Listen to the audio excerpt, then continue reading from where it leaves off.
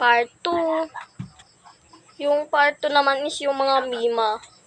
So, hindi ganito yung suot ng Mima. Wait, ibalin ko lang to. Magbibihis lang ako. Kinuha na yung jacket. So, dapat makapal yung ating labi. Pero hindi ka mapupusok sa isa, kailangan Tapos dito pa, be. Rin nga ito kapag ilaw ka, maniba kapag...